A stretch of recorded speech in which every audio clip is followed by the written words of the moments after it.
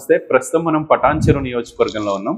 పటాన్చెరు పట్టణానికి సంబంధించి గతంలో జీహెచ్ఎంసీ ఎన్నికల్లో ఇండిపెండెంట్ అభ్యర్థిగా పోటీ చేసిన విజేందర్ అన్న మనతో అందుబాటులో ఉన్నారు. పటాన్చెరు నియోజకవర్గ రాజకీయాలు ఏ విధంగా ఉన్నాయి అనేది అన్నతో మాట్లాడే ప్రయత్నం చేద్దాం. ఇలా ఉన్నాయి పటాన్చెరు నియోజకవర్గ రాజకీయాలు, తాజా రాజకీయాలు ఏమనిపిస్తా ఉంది? పటాన్చెరు నియోజకవర్గ రాజకీయాలు అంటే ఇక్కడ కాంగ్రెస్, బీఆర్ఎస్, బీజేపీ గతంలో ఏమైనా రెండు పార్టీల మధ్యనే ఇష్యూలైనా, గొడవలైనా, ధర్నాలైనా, ఉద్యమాలైనా ఉంటుండే. ఇప్పుడు ఏమైందంటే మూడు పార్టీల మధ్యలో నడుస్తున్నాయి ఉద్యమాలు. సెంట్రల్లో ఒకటి, స్టేట్లో ఒకటి, ఇవన్నీ కాకుండా మధ్యలో ఆల్రెడీ ప్రజలు ఓడగొట్టినటువంటి బీఆర్ఎస్ పార్టీ గతంలో ఏమైపోయింది, వీళ్ళు చేసినటువంటి అవినీతి కబ్జాలు, ఇష్టానుసారంగా సంక్షేమ పథకాల పేరుతోటి రైతు బంధు ఎవరికి ఇచ్చిర్రు అంటే ఉన్నోనికి ఇచ్చిర్రు, లేనోళ్ళే అధిక సంఖ్యలో ఉంటారు. ఉన్నటువంటి మంచి ఆ పార్టీలోనే ఉన్నారు చాలా భూములు కలిగినటువంటి వ్యక్తులు ఆ పార్టీ ఉన్న అట్టసాటిలో రైతు బంధు చేయడం వల్ల ప్రజలు ఆగ్రహించి ఆ ప్రభుత్వాన్ని దించేసారు. అవినీతి పరంగా అయినా, కబ్జాల పరంగా అయినా. ఆ పార్టీ కూడా ఇవాళ ఇప్పుడు ఉన్నటువంటి కాంగ్రెస్ పార్టీ కూడా మేమే బెస్ట్ అని చెప్పేసి డప్పు కొట్టుకుంటున్నారు. ఫెయిల్ అయింది కాబట్టే మీకు గద్దె దించారు, ఇంకో ప్రభుత్వాన్ని గద్దెనెక్కించారు. వీళ్ళేం చేసారు, వీళ్ళు ఫెయిల్ అయిపోయారు. కాంగ్రెస్ ప్రభుత్వం కూడా ఫెయిల్ అయిపోయింది.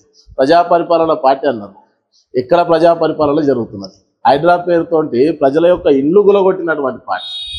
పెద్ద దొరల విషయాలకు వస్తే అంటే మంచి డబ్బు ఉన్నటువంటి కోటీశ్వరుల విషయాలకు వచ్చేసే వరకు అంటే ఇక్కడ ఎక్కడ చూసినా కానీ ప్రభుత్వానికి సంబంధించినటువంటి జాగాలల్లో పేదలే కబ్జా చేసింది. అంటే డబ్బు ఉన్నటువంటి వ్యక్తులు, రాజకీయ నాయకులు, పలుకుబడితో ఉన్నటువంటి వ్యక్తులు వాళ్ళు కూడా ఇక్కడ ప్రభుత్వ భూములను కబ్జా చేయలేరా? మళ్ళీ వాళ్ళ ఎందుకు గులగొట్టండి, వీళ్ళే ఎందుకు గులగొట్టండి అనేది క్వశ్చన్. ఇక్కడ మధ్యలో బీజేపీ కూడా ఉంది అని మీరే చెప్తున్నారు కదా, బీజేపీ పాత్ర ఎట్లా ఉంది? బీజేపీ పాత్ర ఏముంటుంది? ఇప్పుడు సెంట్రల్ అధికారంలో ఉన్నది. గల్లీలో ఎవరు ఉన్న సతే ఢిల్లీలో మేము ఉండాలంట. గల్లీలో ఎలక్షన్లు వచ్చేసే వరకు ఢిల్లీలో మేము ఉన్నాం, గల్లీలో కూడా మేమే ఉంటేనే మేము అధికారంలోకి వస్తేనే ఏమైనా చేయగలుగుతున్నాం. ఉన్నటువంటి అధికారులు ఒక రాష్ట్రాన్ని కట్టుదిట్టం చేయగలది కేంద్ర ప్రభుత్వము. వాళ్ళకి ఇచ్చేటటువంటి స్వేచ్ఛ వాళ్ళకి ఇస్తూనే సరైనటువంటి పరిపాలన జరగనప్పుడు దాని మీద స్పందించాల్సినటువంటి అధికారాలు కేంద్ర ప్రభుత్వానికి. వాళ్ళు కూడా ఆ పాత్రలో స్పందించాల్సింది. ఇక్కడ రాష్ట్ర ప్రభుత్వం ఉంది కాబట్టి మేమేం చేయలేమన్నా. కేంద్రంలో మేమున్నాం, మేము గల్లీలో వచ్చిన తర్వాత మేము ఏమైనా చేస్తాం అన్నట్టు. ఆ మాటలు చెప్పి తప్పించుకోవడం అనేది సరైనటువంటి పద్ధతి కాదని చెప్పేసి నా ఉద్దేశం. అంటే పటాన్చెరు నియోజకవర్గం గురించి కనుక మనం మాట్లాడుకుంటే అధికార పార్టీ చాలా బలంగా ఉంది కదా. ఇక్కడ బీఆర్ఎస్ నుంచి గెలిచిన ఎమ్మెల్యే గూడెం మైపాల్ రెడ్డి గారు అభివృద్ధి పేరుతో మళ్ళీ కాంగ్రెస్ లోకి వచ్చారు. బలమైన నాయకత్వం ఉంది కదా. ఇన్ఛార్జిగా ఉన్న కాటా సీన్ ఉన్నాడు, నీలం మధు గారు ఉన్నారు. ఎందుకు కాంగ్రెస్ పార్టీ గురించి అట్లా మాట్లాడుతూ ఉన్నారు? కాంగ్రెస్ పార్టీ గురించి అట్లా మాట్లాడుతున్నారంటే కాంగ్రెస్ పార్టీ ఉన్నటువంటి కార్యకర్తలు మేము ఫస్ట్ నుంచి కష్టపడ్డాం. వాస్తవానికి ఎలక్షన్ టైంలో గెలిచేటటువంటి అవకాశం ఉన్నా వాళ్ళు ఉపయోగించుకోలేరు సరిగ్గా. నిలబడ్డటువంటి నాయకుడు గెలవాల్సినటువంటి అంటే గెలిచే విధంగా వాళ్ళ పార్టీ ముందు టీఆర్ఎస్ పార్టీలో నిలబడ్డటువంటి మైపాల్ రెడ్డి గారు గెలిచిన తర్వాత ఆయన ఏం చేసిండు, మన స్టేట్ గవర్నమెంట్ తోటి మాట్లాడి చర్చలు చేసి అభివృద్ధి కార్యక్రమంగా మేము ముందుకు పోతా అన్నాను. అసలు ఇప్పుడు ఆయన కాంగ్రెస్ పార్టీ, బీఆర్ఎస్ పార్టీ తెలియని పరిస్థితి. అభివృద్ధి కోసమే కాంగ్రెస్ పార్టీలో పోయినటువంటి ఎమ్మెల్యే గారు ఇంద్రేశం రోడ్ పరిస్థితి ఏ విధంగా? ఇలా వాళ్ళేమంటున్నారు, మా పార్టీలోకి వచ్చేసిండు అధికారం కోసము, పనుల కోసం కాదు, డబ్బు సంపాదించుకోవడం కోసము, డబ్బు కాపాడుకోవడం కోసం వచ్చిండు అంట. ఈడ ఏమైపోయిందంటే కాంగ్రెస్ పార్టీ ఈయన రెండు వర్గాల లెక్క అయిపోయింది. ఒకటి దామోదర్ రాజనరసింహ గారి వర్గం, ఇక్కడ ఏమనంటే మైపాల్ రెడ్డి అని అంటే ఇక ముఖ్యమంత్రి వర్గమే అనుకోవచ్చు.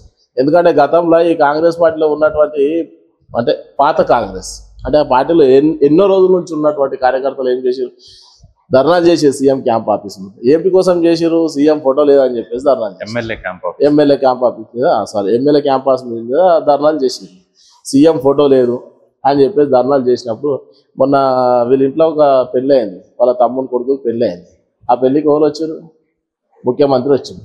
అయితే ఆయన ఏం చెప్తున్నాడు, నా ఫోటో పెట్టకుండా సతే పార్టీ అయినా సతే ఏదైనా సతే నాకేం అవసరమో నా వర్గం తోటి నాకు ఇంపార్టెంట్ అంటే మా దొరల పెత్తనం అనే విధంగా చూపెట్టిండు ఆయన. దాంతో ఇప్పుడు పాత కాంగ్రెస్ లో ఉన్నటువంటి వ్యక్తులు కొట్లాడాలా వద్దాలా అనేది వాళ్ళకి వదిలేస్తాం. మీ ఇరు వర్గాల మధ్యలో ఘర్షణ వల్ల అభివృద్ధి ఏమైనా జరుగుతుందా? ఇప్పుడు మార్కెట్ కమిటీకి చైర్మన్ ఎన్నుకోవాలి, చైర్మన్ ఇప్పటిదాకా నియమించలేదు. ఇందిరమ్మ కమిటీ ఉన్నాయి, నిన్ననే ఇష్యూ అయింది. దామోదర్ రాజనరసింహ గారి సాక్షిగా కార్యకర్తల మధ్యలో వాగ్వాదం. అంటే ఒక మంత్రి మంత్రి అంటే కూడా భయం లేదు, ఎవరి వర్గం వాళ్ళ. ఆయన ఏమంటాడేమనంటే పార్టీ కార్యకర్తలే వెన్నుముకలు. అయితే ప్రతి ఒక్క నాయకుడికి ఏమైపోయిందంటే పార్టీలో ఉన్నటువంటి కార్యకర్తలు కొంచెం పుష్ చేస్తే, అంటే కొంచెం పొగుడితే చాలు ఆటోమేటిక్ మనకు సపోర్ట్ చేస్తారనేటువంటి ఉద్దేశము ఈ పార్టీలో ఉన్నటువంటి నాయకులకు ఒకటి ఉన్నది. అయితే ఈయన ముందట కొట్లాడినటువంటి వాగ్వాదం చెరదగింది ఆ మీటింగ్. ఆయన ఏమంటాడు, ఇంతకుముందేమో కాంగ్రెస్ పార్టీ అంటే సముద్రం లాంటిదని, నిన్నేమన్నాడు నది లాంటిదని అన్నాడు. గతంలో సముద్రం లాంటి పార్టీ కాంగ్రెస్, ఇప్పుడేమో నది లాంటి పార్టీ అయిపోయింది. ఆ విధంగా ఆయన చర్చలు మాట్లాడడం జరిగింది. ఇరు వర్గాల ఘర్షణ వల్ల అభివృద్ధి అనేది జరగదు. ఒకవేళ నిజంగా చిత్తశుద్ధి కనుక ఉంటే అభివృద్ధి చేయాలని అనుకుంటే ఇరు వర్గాలను ఒక దగ్గర పెట్టేసి చర్చించి వీళ్ళు మీటింగ్ పెడితే ఒక్క మీటింగ్లో కూడా ఇప్పటిదాకా మైపాల్ రెడ్డి హాజరు కాదు. ఒక ఎమ్మెల్యే గారు కనీసం ఇప్పటిదాకా అడువేలే. ఆయన కాంగ్రెస్ పార్టీ అని అంటే కాంగ్రెస్ పార్టీలో జాయిన్ అయ్యాడు. ఆయననే సుప్రీంకోర్టుకు కేసీఆర్ గారు ఏం చేసిండు, పార్టీ ఫిరాయింపుల చట్టం మీద ఈ ప్రభుత్వం స్పందిస్తలేదు, స్పీకర్ ఎటువంటి చర్యలు తీసుకోలేడు అని చెప్పేసి హైకోర్టుకి వెళ్ళారు. హైకోర్టు నుంచి సుప్రీంకోర్టుకి వెళ్ళారు. సుప్రీంకోర్టుకు వచ్చేసే వరకు అప్డేవిట్ ఏమి ఇచ్చేసిండు, అందులో మెన్షన్ చేసి నేను కాంగ్రెస్ పార్టీలో కలవాలి, నేను బీఆర్ఎస్ పార్టీ అన్నాను. అంటే ఇప్పుడు రాబోయే రోజులలో రాజకీయాలలో స్థానికంగా సర్పంచ్ ఎలక్షన్లు ఉన్నాయి. వాస్తవానికి మన దగ్గర సర్పంచ్ అనేటటువంటి లేని విధంగా మొత్తం మున్సిపల్గా చేస్తున్నారు, డివిజన్లుగా ఏర్పాటు చేస్తున్నారు. మన కాన్స్టిట్యూన్సీలో నాకు తెలిసి 7, 10, 20 సర్పంచ్ ఉంటారో తెలియనటువంటి పరిస్థితి. మ్యాక్సిమం అయితే మున్సిపాలిటీలో ఈ విధంగా చేస్తున్నాడు ఈయన. అయితే ఇప్పుడు రాబోయే రోజులలో బీఆర్ఎస్ పార్టీ నుంచి ఎవరికైనా బీఫామ్ ఇవ్వాలన్నా మైపాల్ రెడ్డి గారే ఇస్తారా బీఆర్ఎస్ పార్టీలో? అంటే ఈయన చెప్పిన వాళ్ళకే ఇస్తారా? మరి ఇప్పుడు కాంగ్రెస్ పార్టీ విషయానికి వస్తే కాంగ్రెస్ పార్టీ కండువ కప్పుతున్నారు. అంటే కాంగ్రెస్ పార్టీలో కూడా బీఫామ్ ఎవరికి ఇవ్వాలనేది కూడా ఈయన డిసైడ్ చేస్తారు. అంటే రెండు పార్టీల మధ్యలో పెత్తందారు ఎవరు ఇక్కడ పడంచేరు కాన్స్టిట్యూన్సీ మైపాల్ రెడ్డి గారేనా? వాస్తవానికి కాంగ్రెస్ పార్టీ ఉన్నటువంటి పాతలో ఎవరైతే కార్యకర్తలు ఉన్నారో వాళ్ళు కొట్లాడేదానిలో నిజం ఉన్నదనే అనిపిస్తుంది. ఎందుకంటే రెండు పార్టీల పైన పెత్తనం చేస్తుంది. ఇప్పటి వరకు హరీష్ రావు గారు కానీ ఇక్కడ ఎన్నోసార్లు వచ్చిపోయాడు, మైపాల్ రెడ్డి గారి మీద ఒక్క మాట మాట్లాడాలి. ఎందుకు ఇన్ఛార్జిగా ఆదర్శ్ రెడ్డి గారిని కోఆర్డినేటర్ గా పటాన్ చెరు నుంచి ప్రకటించారు? ఆయన కూడా చాలా యాక్టివ్ గా పనిచేస్తూ ఉన్నాడు కదా. యాక్టివ్ పనిచేస్తున్నట్టే నాకు తెలిసిన కాడికి ఇటు బీఆర్ఎస్ కాదు, అటు కాంగ్రెస్ కాదు. ఇప్పుడు ఒక కాయిన్ తీసుకొని పైన వేస్తే బొమ్మన బొడుస పడుతుంది, అటు కాకుండా ఉన్నది. ఇప్పుడు ఇది బొమ్మ నేననే నడిపిస్తాడు, బొడుసు నేననే నడిపిస్తాడు. ఇప్పుడు ఆదర్శ్ రెడ్డి గారికి ఇచ్చేసారు, ఏంది పార్టీ ఇన్ఛార్జ్ ఇచ్చాడు. అంటే ఇక్కడ నేను ఏ కులాన్ని కూడా వ్యతిరేకిస్తాను. ఎవరైనా రెడ్డి వర్గానికి చెందినటువంటి వ్యక్తి, బీసీ కులానికి చెందినటువంటి వ్యక్తులు లేరా ఇక్కడ? వాళ్ళు ఆయనకే ఎందుకు ఇచ్చారు? అంటే ఎవరికి ఇవ్వాలనేది డిసైడ్ చేసింది ఆయననే. వీళ్ళిద్దరి మధ్యలో సంబంధాలు మంచిగానే ఉన్నాయి. వ్యక్తిగతంగా నేను ఎవరు విమర్శిస్తలేను, పార్టీ పరంగా సందర్భంగా మీరు అడిగారు కాబట్టి చెప్తున్నాను. నేను సామాజికంగా బీసీలకు న్యాయం చేయాలని చెప్పేసి అందులో కులగణన చేసినాము. ఇలా బీసీలకు అన్యాయం చేసింది కులగణన చేసి అని చెప్పేసి బీసీలు మొత్తుకుంటున్నాయి. మళ్ళీ ఇప్పుడు బీసీ కులగణన అయిపోయిన తర్వాత ఈయనకు ఇన్ఛార్జ్ చేసి నువ్వు కాంగ్రెస్ పార్టీలో ఉన్నావు, మళ్ళీ ఎందుకు ప్రశ్నించలే? వాస్తవానికి బీఆర్ఎస్ పార్టీ నడిపిస్తున్నది కూడా మైపాల్ రెడ్డి గారు అని చెప్పేసి నేను బలగుది చెప్తా. ఇప్పటిదాకా ఆయన కాంగ్రెస్ కండువ కప్పుకున్నది లేదు. కాంగ్రెస్ పార్టీ అనడానికి మొన్న ముఖ్యమంత్రి వచ్చినటువంటి పెళ్లికి వచ్చినటువంటి సందర్భమే నిదర్శనం. ఇక్కడ ఎక్కడ కూడా హరీష్ రావు గారు ఈయన విమర్శించలేడు, ఏం చేయలేదు. రాబోయే రోజులలో ఈయన ఉండడు, టీఆర్ఎస్ పోతాడు అని చెప్పేసి కూడా విమర్శిస్తుంది. అంటే ఇంత గందరగోళం నెలకొన్న పరిస్థితుల్లో ఆ అవకాశాన్ని వినియోగించుకునే పరిస్థితుల్లో ఇక్కడున్న బీజేపీ ఏం కనిపించట్లేదు. ఇక్కడ నుంచి మొన్న ఎమ్మెల్సీగా గెలిచిన అంజిరెడ్డి గారు కూడా ఉన్నారు. పాపం ఆయనే ఏ కార్యక్రమాలకు పిలవట్లేదంట, ప్రోటోకాల్ కూడా పాటించట్లేదని చెప్పి వాళ్ళ మనుషులు కొంత గొడవ చేశారు మొన్న ఆర్సీపురంలో.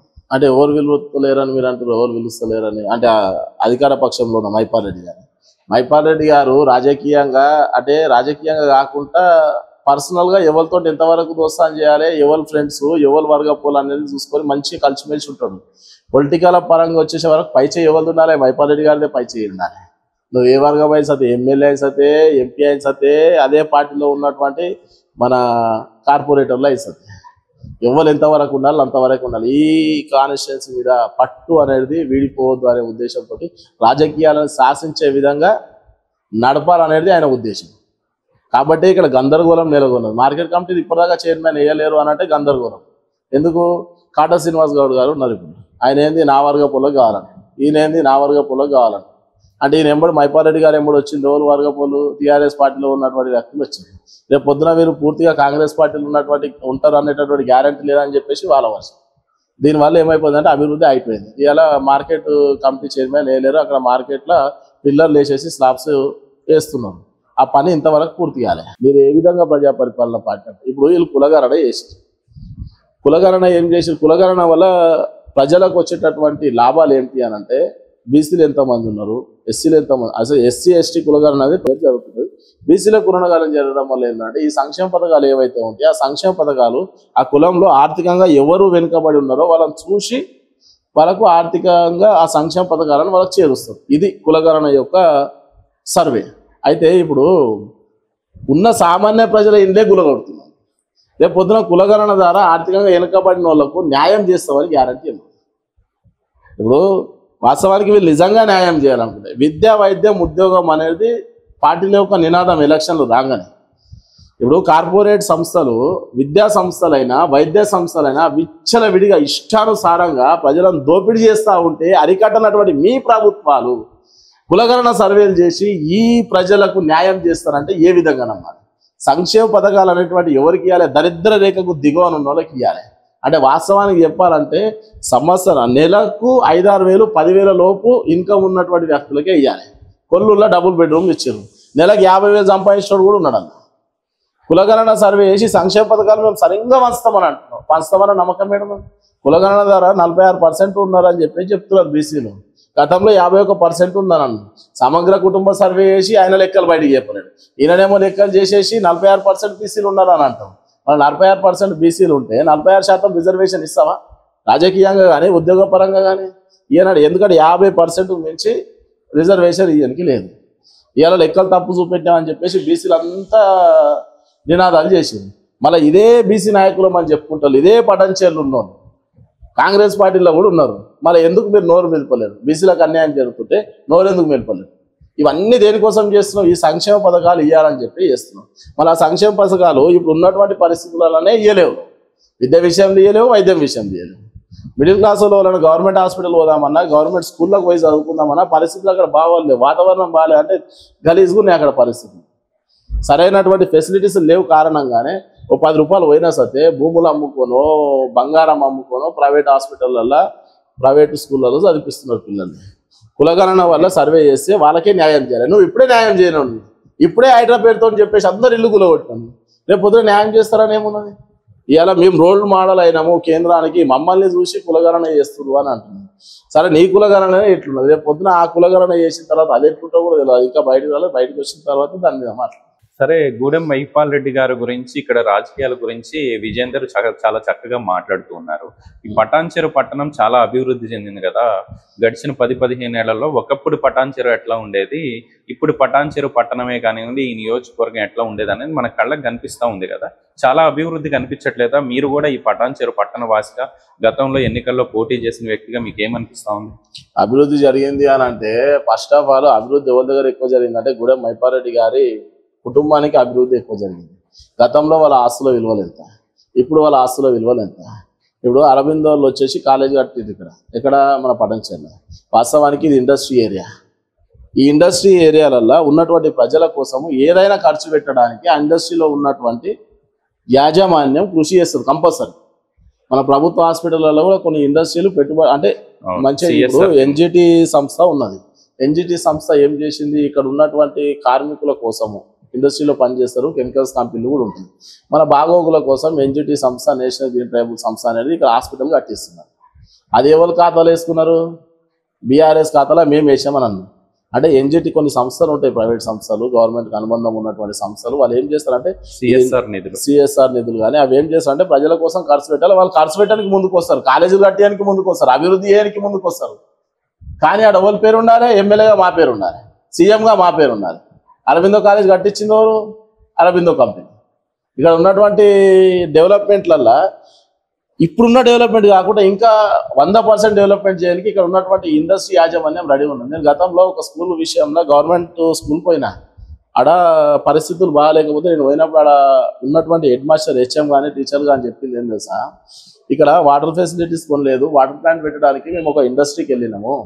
ఇండస్ట్రీకి వెళితే మేము స్కూళ్ళ విషయంలో వైద్యం విషయంలో ఖర్చు పెట్టడానికి మేము రెడీ ఉన్నాము. కాకపోతే ఏంటంటే ఎమ్మెల్యే గారు ఒక మాట చెప్పాలి అని హెడ్ మాస్టర్ చెప్పినారు. ఆ విషయం వల్ల నాకు చెప్పింది. అంటే అభివృద్ధిని అడ్డుకుంటున్నది వాళ్ళు. సరే అభివృద్ధి అంటాం, ఏం అభివృద్ధి చేసినాం? లైబ్రరీ అభివృద్ధి చేసినాం. ఇలా భారతదేశం ముందుకు పోవాలన్నా యువత సరైనటువంటి పద్ధతిలో నడవాలన్న. ఇవాళ బెట్టింగ్ల మీద, తాగుడు మీద, మద్యం మీద, వీటి మీదనే యువత ఎక్కువ ఖరాబ్ అయిపోతుంది. అలాని ఖరాబ్ చేసింది కూడా మీరే. రాజకీయాల ఎలక్షన్ల కోసం మీ ఎంబడి 10 మంది తిరగడానికి నెలకు ఒక్కొక్కరికి నా సైన్యం అని అంటున్నాను మైపారెడ్డి గారు. అంటే ప్రతి ఒక్క లీడర్ మా సైన్యం అని అంటున్నాం. మా సైన్యము 10 మంది ఉంటారు. వాళ్ళకి నెలకు ఎంత ఇస్తుంది? వాస్తవానికి వాళ్ళకి ఏం చేయాలి? నువ్వు ఉద్యోగం పరంగా ఇది ఇండస్ట్రీ ఏరియా, వాళ్ళకు ఉద్యోగాలు చూపెట్టాల్సినటువంటి అవసరం ఉంది. నిజంగా కనుక మీకు చిత్తశుద్ధి ఉంటే అభివృద్ధి జరగాలి అని అంటే ఏ విధంగా జరుగుతుంది?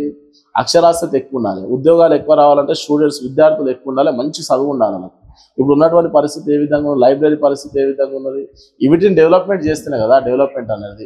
ఇది కాకుండా ఇంకా డెవలప్మెంట్ ఏం చేసిండో నాకు చెప్తుంది, నేను చెప్తాను. అంటే అందరి గురించి, అన్ని పార్టీల గురించి మాట్లాడే విజయేందర్ జనాల కోసం ఏం చేస్తూ ఉన్నాడు? గతంలో ఎన్నికల్లో పోటీ చేశారు, సరే ఎన్ని ఇబ్బందులు ఎదురైనా మీరు మీ నామినేషన్ విత్డ్రా చేసుకోకుండా నేను ఖచ్చితంగా జనాల కోసం నిలబడతానని చెప్పి గత జీహెచ్ఎంసీ ఎన్నికల్లో పోటీ చేశారు.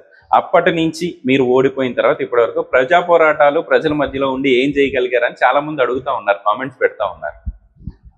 ఇప్పుడు నేను గతంలో పోటీ చేసిన తర్వాత నా కర్తవ్యం ఏం చేయాలి? నాకు ఓట్లు వేసినటువంటి ప్రజలు కొందరు ఉన్నారు, వాళ్ళ కోసమే కాదు, ఉన్నటువంటి పటాన్చెరు పట్టణంలో ఉన్నటువంటి ప్రజల కోసం ఏం చేయాలంటే నేను ఇంకా అధికారం చేతిలో రాలేదు. గెలిపియకున్నప్పటికీ కూడా నేనేం చేయాలి? ప్రశ్నించాలి, ఈ ప్రభుత్వాలను ప్రశ్నించినా ఏదైనా ఒక సమస్య ఉన్నప్పుడు దాని దగ్గర వెళ్ళినా, దాని గురించి మాట్లాడినా, ఏదైతే కొన్ని సమాచార హక్కు లాంటి చట్టాలు ప్రభుత్వాలు ప్రజల చేతిలో పెట్టినాయో వాటిని ఉపయోగించుకొని పలానా స్కూళ్ళల్లో ఇంత దోపిడీ జరుగుతుందని చెప్పేసి స్కూళ్ళ కాడ పోయి కొట్లాడినా, జిహెచ్ఎంసీ ఆఫీసర్లో పోయి పలానా దగ్గర లైట్లు వస్తలేవు, పలానా దగ్గర రోడ్ బాగాలేదు అని చెప్పేసి ఎన్నో విషయాల మీద మాట్లాడినా. ప్రతిదీ నేను వీడియో పెట్టాల్సినటువంటి అవసరం లేదు. ఏదైనా ఉంటే రోడ్ల మీద ఏదైనా డ్యామేజ్ ఉంటే దాని గురించి వీడియో పెట్టిందేమో, దాని తర్వాత ఎమ్మెల్యే పనితీరు ఏంది, కార్పొరేటర్ పనితీరు ఏంది, ఇక్కడ ఉన్నటువంటి పొలిటికల్ పరిస్థితి ఏంది అనేది దాని మీద మాట్లాడినా. దాని తర్వాత జిహెచ్ఎంసీ ఆఫీసర్లకు పోయి కమిషన్లతో కూర్చొని ఫోటోలు తీయేది, వాళ్ళతో మాట్లాడేటి వీడియోలు తీసి పెట్టాల్సినటువంటి అవసరం నాకు లేదు. ఏదైనా ఉంటే పబ్లిక్లో ఉన్నటువంటి సమస్యలు పబ్లిక్ చూపెడతా. జిహెచ్ఎంసీ ఆఫీస్లో పోయిన తర్వాత లీడర్లు లేక మనకు అటువంటి సోకులు లేవు. వాళ్ళు ఏం చేస్తారు? బండి ఆపిరనుకో, జిహెచ్ఎంసీ గేట్ కాడికి స్టార్ట్ చేసి ఆయనతో మాట్లాడిన దానికి వెళ్ళి వాళ్ళ వాయిస్ ఉండదు, మళ్ళీ ఏం మాట్లాడింది బ్యాక్గ్రౌండ్ మ్యూజికే ఉంటుంది. అటువంటి మనకు రాదు అట్లా వీడియోలు పెట్టడం. ఒక అధికారి దగ్గరకు పోయినప్పుడు, జిహెచ్ఎంసీలో డీసీ అనేటటువంటి కమిషనర్ దగ్గరకు పోయినప్పుడు వాళ్ళతో మాట్లాడే పద్ధతి ఉంటుంది. అలా వీడియోలు తీయొద్దా, ఫోటోలు తీయొద్దు అనేది కొంచెం ఉంటుంది, పరిమితులు ఉంటాయి దానికి. మనం అంతవరకే మాట్లాడాలి, రావాలి. కాబట్టి నాకు ఏదైనా సమస్య ఉంది అని అంటే 100% జిహెచ్ఎంసీ దృష్టికి నేను తీసుకుపోయినా. ఎక్కువ మటుకు ఈ పటాన్చెరు పట్టణం జిహెచ్ఎంసీ మీదనే ఆధారపడి ఉంటుంది. ఎందుకంటే మనది ఒక డివిజను, మోరీ ప్రాబ్లం ఉన్నా జిహెచ్ఎంసీకి ఇవ్వాలి, లేదంటే వాటర్ బోర్డు దగ్గరకు పోవాలి, హెచ్ఎండబ్ల్యూఎస్. రోడ్డుకు సంబంధించినటువంటి ఇష్యూ ఏదైనా ఉన్నా పోవాల్సింది జిహెచ్ఎంసీకి.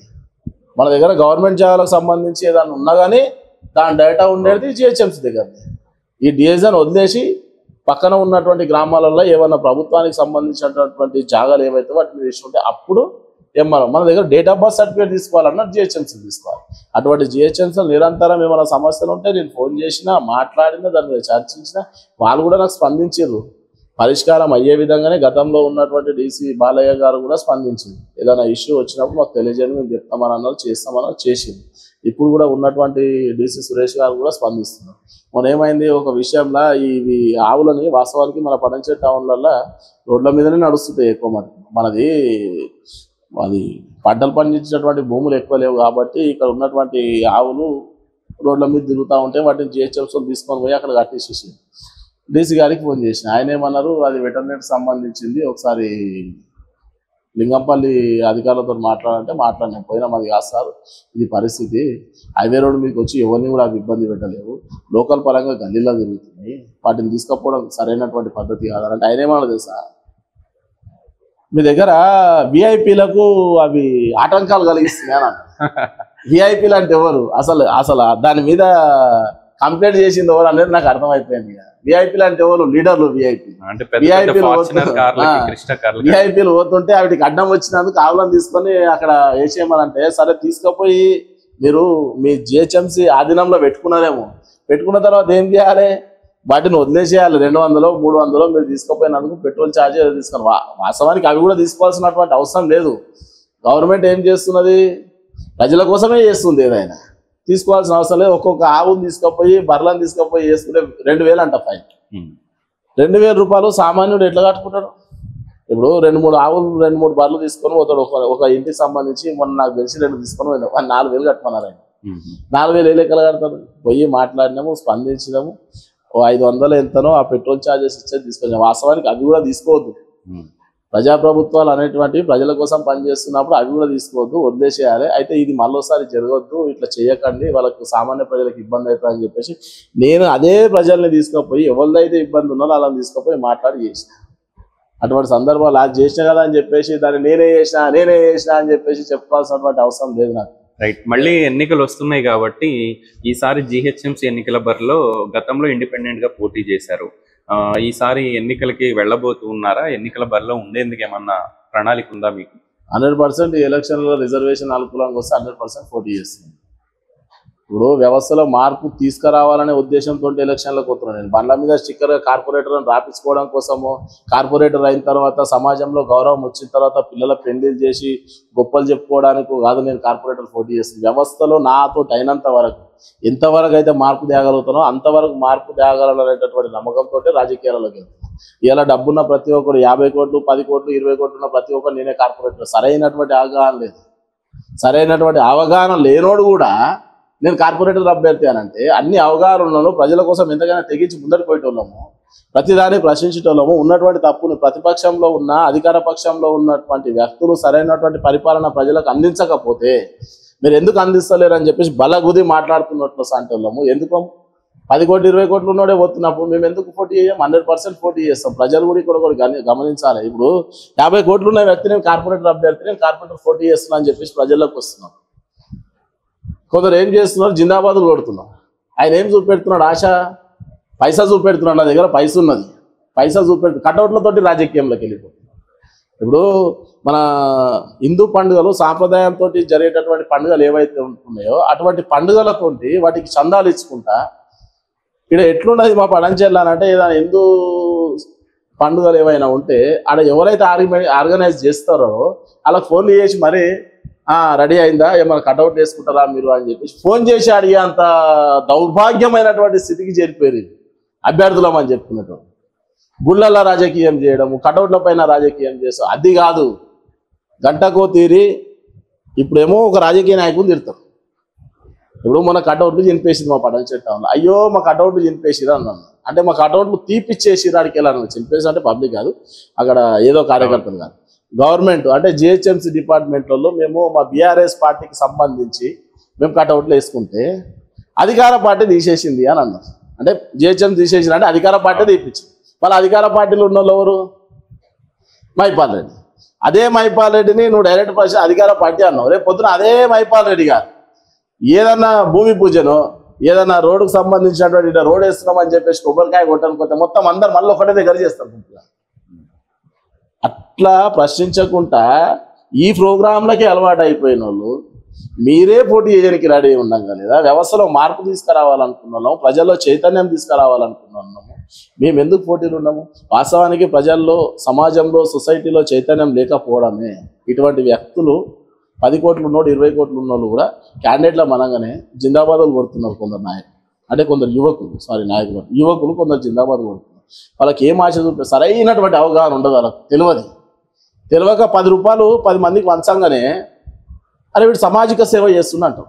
సమాజ సేవ చేస్తున్నాడంటే సంక్షేమ పథకాల పేరుతో ఇప్పుడు బీఆర్ఎస్ తీసుకున్నా, కాంగ్రెస్ తీసుకున్నా రేషన్ బియ్యం కూడా ఇస్తున్నాం, 2 రూపాయల కిలో బియ్యం కూడా ఇస్తున్నాం. అన్ని రకాలుగా ప్రభుత్వాలు ఆదుకున్నప్పుడు నువ్వు ఒక పార్టీలు ఉన్నావు, అధికార పార్టీలు ఉన్నావు, ప్రతిపక్ష పార్టీలు ఉన్నావు, నువ్వు సేవ చేయాల్సినటువంటి అవసరం లేదు. ఒకవేళ బీఆర్ఎస్ పార్టీలో ఉంటే అధికార పార్టీలో ఉన్నటువంటి అధికారుల దగ్గరకు పోయి ప్రశ్నించి వాళ్ళతోటి వీళ్ళకి సంక్షేమ పథకాలు ఇప్పారు. నువ్వేం చేస్తున్నావు? నీ దగ్గర ఉన్న 10 రూపాయలు ఇచ్చేసి నీ పేరు కోసము, నీ పలుకుబడి కోసము, నీ కార్పొరేటర్గా నీ పేరు వినబడడం కోసము 10 మందికి సాయం చేస్తున్నా అని చెప్పి 10 మందికి సాయం చేసేస్తే నువ్వు అదే సాయం చేసే విధంగా ఉండాలి. నిజంగా నీకు సాయం చేయాలనుకుంటే 100 కోట్లు ఉన్నోడైనా 200 కోట్లు ఉన్నా ఒక స్కూల్ కట్టు, ఒక హాస్పిటల్ కట్టు, సేవలు చేయి. 100% పబ్లిక్ నువ్వు నిలబడ్డ నాడు బాలే చేస్తారు. 5,000 ఇచ్చి ఒకటి ఇల్లు కట్టుకుంటాడు, పోయి 5,000 ఇస్తారు, 10,000 ఇస్తారు. అంటే సామాన్య ప్రజలు ఏంది అని అంటే పెట్టి ఇల్లు కట్టుకుంటే వీళ్ళని ఏదో లీడర్ కదా ఏదో కదా ఇంత ఇస్తాడేమో, 1,00,000 ఇస్తాడో 2 లక్షలు ఇస్తాడో అనుకొని పోతారు. వాస్తవానికి ఏమన్నా సాయం చేస్తాడేమో. వీళ్ళేం చేస్తారు? ఓ 10,000 ఇచ్చి ఫోటో దిగి దాన్ని పేపర్లు వేసేస్తారు, సోషల్ మీడియాలో వేసేస్తారు అని. 10 లక్షలు కట్టి ఇల్లు కట్టుకున్నోనికి ఉన్నది ఇక పేరు. ఎవరైతే పోయి 10,000 ఇస్తారో వాళ్ళ పేరు పడిపోతుంది. అది కూడా పబ్లిక్ లో కొంచెము అవేర్నెస్ తీసుకురావాలనేది వాళ్ళు కూడా వ్యతిరేకిస్తున్నారు దీన్ని. 5,000 ఇచ్చి 10,000 ఇచ్చేసి నేను 10 లక్షలు కట్టుకుని ఇల్లు కట్టుకుంటే వీళ్ళేది పెత్తనం అనే విధంగా అయిపోయింది. చివరిగా ఇప్పుడున్న రాజకీయాల్లో ముందుకు వెళ్ళాలంటే 2 విషయాలు ఖచ్చితంగా ఉండాల్సిన పరిస్థితులు. ఒకటి ధైర్యం, ఇంకొకటి డబ్బు. సరే, డబ్బున్న వాళ్ళంతా ఖర్చు పెడుతున్నారా అంటే ఈ పటాన్ చెరువుల లీడర్లైనా పెద్దగా డబ్బులు తీయట్లేదు అనుకోండి, 100 కోట్లు ఉన్నాయని చెప్పుకుంటారు. పెద్దగా డబ్బు ఖర్చు పెట్టకుండా ఉన్నంతలో మేనేజ్ చేస్తున్నారు. కొంతమందికి ధైర్యం ఉండట్లేదు. మీ దగ్గర డబ్బు ఉందని నేను అనుకోవట్లేదు, ధైర్యం ఉంటే ఉండొచ్చు. మరి ఎట్లా మేనేజ్ చేస్తారు? చివరిగా ఏం చెప్తారు? ధైర్యం ఉంది, డబ్బు అయితే లేదు.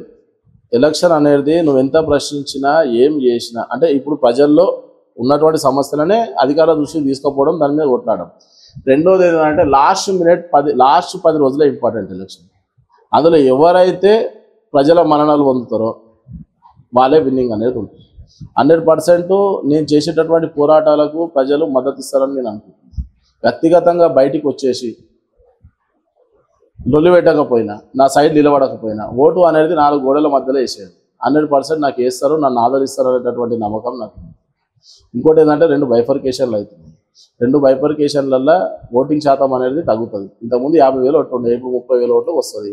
అందులో 50%, 60%. ఈ 50%, 60% ఓటింగే అవుతున్నది. మిగతా 40% ఓటింగ్ అవుతలేదు అని అంటే వాళ్ళకు ఓటు వేయడం ఇష్టం లేక కాదు, ఉన్నటువంటి నాయకులు నచ్చనటువంటి నాయకులకు వీళ్ళు బీఫామ్ తీసుకుంటా పోతారు.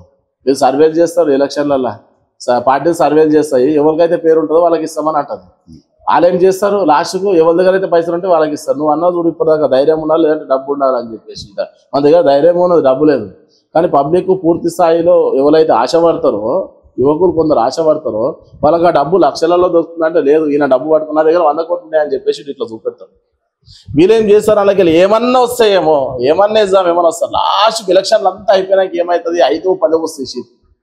అంటే ఈ సందర్భాలు మాట్లాడిన వాళ్ళు కూడా ఉన్నారు నా దగ్గర. అరే ఎంతో దోసుకుందామని చూస్తే ఏమీ రాకపోయే 5-10 వచ్చే, ఏం చేయాలి, ఎట్లా చేయాలి అంటే వీళ్ళకు ఆశ ఉంటుంది. వీళ్ళు ఏం చేస్తారంటే ఆశ చూపెడతారు.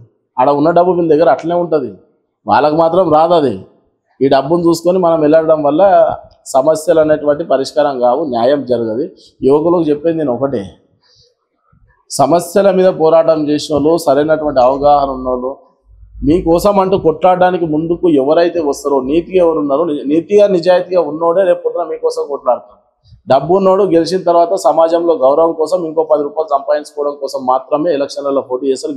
గెలిచినాక వాళ్ళ పరిస్థితి కూడా అది.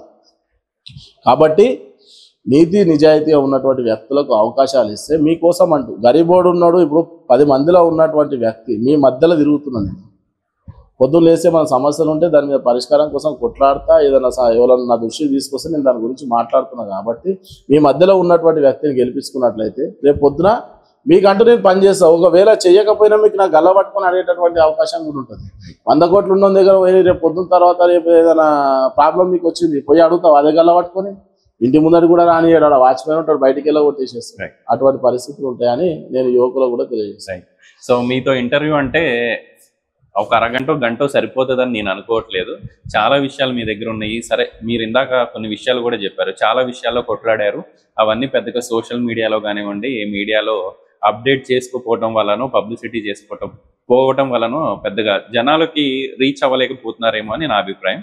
ఖచ్చితంగా మీరు చేసే కార్యక్రమాలన్నీ కనీసం మీ సోషల్ మీడియాలో అన్నా పెట్టాలని చెప్పి ఒక చిన్న అడ్వైజ్ అన్న పెట్టుకోండి. నేను ఒకటే చెప్తున్నా, మనం ధర్మం వైపు ఉన్నాం అనుకో, ఆ ధర్మమే మనల్ని కాపాడుతుంది అనేది మనం నమ్ముతున్నటువంటి నిజం. ఇది నేను ధర్మంతో ఉన్నా, ఎక్కడ అధర్మంతో లేను, ఆ ధర్మం నన్ను కాపాడుతుంది. ఒకవేళ మీరు అన్నట్లు నేను నిరూపించుకోలేకపోతే, నేను ఎంత కొట్లాడినా పబ్లిక్లో నిరూపించుకోలేకపోతే, నేను రాబోయే రోజులల్లో రాజకీయాలకు అనర్హుణ్ణి అయితే అంతవరకే ఆపేసుకుంటా. కానీ రేపు పొద్దున ఇంకొక నాయకుడి దగ్గర పోయి పని చేస్తే వాళ్ళ దగ్గరికి వెళ్ళి నాకు ఇంత పైసలు ఇస్తారంటే అట్లా పోయే రకం కాదు. ఎంతవరకు అయితే నాకు రాజకీయంగా ఉన్నది మూమెంట్ అనుకుంటే అంతవరకే వెళ్ళిపోతుంది, దాని తర్వాత ఆడికి ఆపేసుకుంటా. అంతేగాని ప్రజలు ఇచ్చినటువంటి ఈ మద్దతును అంటే ఈ పబ్లిసిటీని తీసుకుపోయి ఇంకో లీడర్ దగ్గర అయితే తాకట్టు పెట్టా. 10,000కో 20,000కో 1,00,000కో 2,00,000కో తాకట్టు. ఇప్పుడు ఎమ్మెల్యే ఎలక్షన్ రాగానే ఎవరైతే పావులకు అమ్ముడు పోతారో వాళ్ళని గుర్తించేటటువంటి వ్యక్తులు ఎవరయ్యారంటే ఈ కాన్స్టిట్యున్సీల మొత్తంలోనే మైపాల్ రెడ్డి గారు అని చెప్పుకోవచ్చు. పావలాకి ఎవరైతే అమ్ముడు పోతారో వాళ్ళని పావలా పెట్టి కొనేటట్టు ఈయన ఎలక్షన్ రాజకీయం ఏం చేయడు. లాస్ట్ ఎమ్మెల్యే ఎలక్షన్ నెల ముందు ఏ పావలా పెడితే ఎవరు అమ్ముడు పోతారు, వానికి అనేది రూపాయా 2 రూపాయల లెక్క కట్టి ఇచ్చేసి తీసుకురా.